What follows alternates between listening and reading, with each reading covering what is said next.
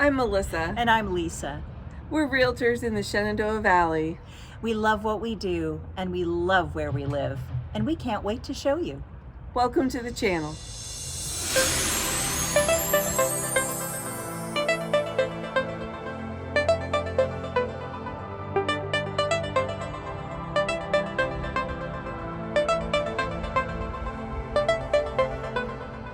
Rick, thanks so much for taking the time with us today. Sure.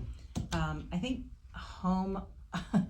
homeowners insurance is very, very complex, and I think people have a lot of questions. So I'm going to just start with a hypothetical. Okay. So I'm a home buyer, and whether I'm a first-time home buyer or multiple, but I'm going to come in and I want to ask these two questions. What is the first question you're going to ask me, and then what should I bring to this meeting? So of course, first question: name. Who's going the property going to be deeded to? If you're married, spouse. If there's another person involved, you know that. The address of the property. If this is your first home, if it's not, we need your previous address for rating purposes when they draw reports. If we use the new address, that report wouldn't draw correctly, so need both addresses. And if you know some general information about the structure, the age, if there's been updates to the mechanics like the electrical, plumbing, HVAC, how old the roof is. Roofs are really a big deal now, so insurance companies are really underwriting those pretty aggressively. So that information, date of birth, we would assume you'd know that. So you don't have to bring it with you. So that kind of information. So. If it's an LLC, do I need to have LLC documents as well, or you just? Yeah, so generally you won't see a homeowner's policy written for an LLC. That would be commercial? It goes commercial, Okay. yeah.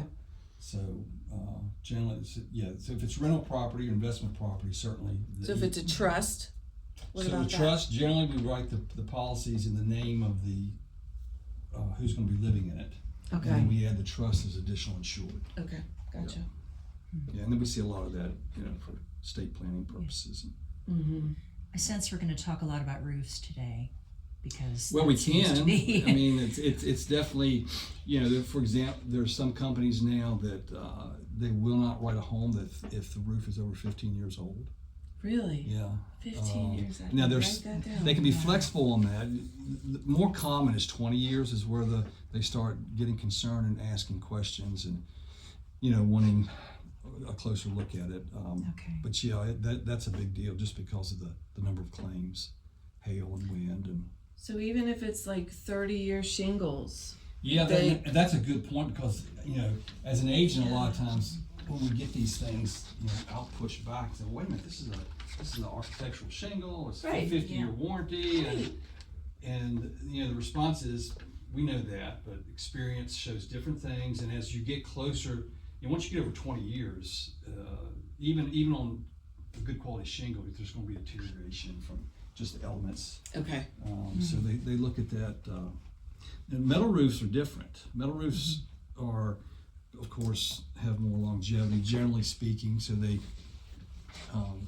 that's a better scenario. And we're seeing a lot more metal roofs as you. Yeah, we have one. We do too. And we put one on in 17. You hear it with the wind. Oh yeah. But I'll tell you, we love it so much because we know it's going to be a really good long-term investment. investment. I think it looks really good, and it adds to the value of the property, and you can.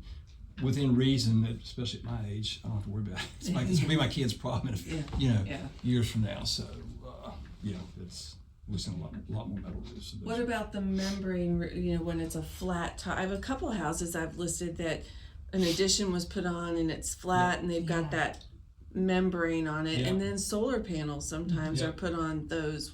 Yeah, of course you see the membranes too in a lot of commercial. But for homes, some carriers won't. I'm familiar with one carrier that won't write anything with less than a 412 pitch on it. So if it's 312, if it's flat, they don't want it. I mean, there's carriers out there that will, but it's going to be a hurdle or a challenge, for insurance purposes in most cases.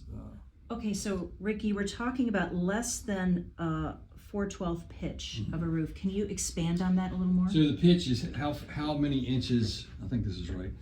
How many inches the roof line raises in 12 inches. So 312 would be 3 inches, 4 or 5. And of course, I mean, steep roofs 8.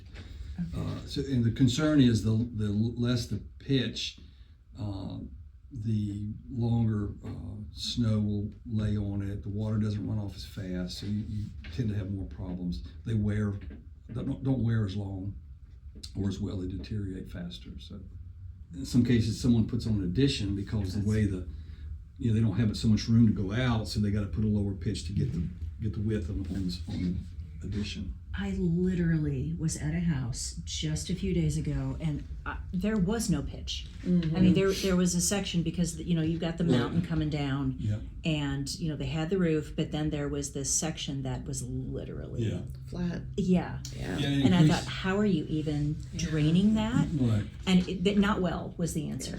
It increases the likelihood of a collapse too. So if you get a heavy snow and it can't slide Go off, anywhere. it's going to sit there, and so that's the concern from an insurance underwriting. Are there certain areas in our county, like Augusta County, Rockingham, that are more expensive to insure? Because, like, I know there's a section in Rafine that always gets tornadoes. There's a section in Stewart's Draft. Does any of this ever go by area or not? No, I haven't seen that. Seen them slice and dice it that clearly in our area. The biggest thing in our area is distance to a fire department. There are certain pockets in the county that they're not within 5 miles, so that impacts rate quite a bit. Yeah. But weather conditions, no.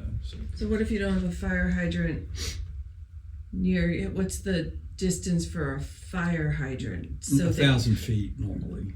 And if there's not, your insurance is higher? You just pay more.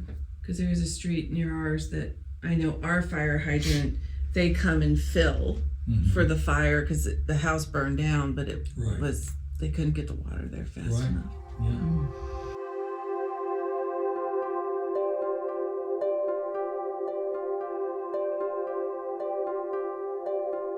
Rick, thank you so much for having us today. This has Sure. been very educational. Thank you. Yes, really helpful. It was fun. Good catching up. Yeah, Yeah. good to see you again. Yeah, great. Enjoyed it. Thank you.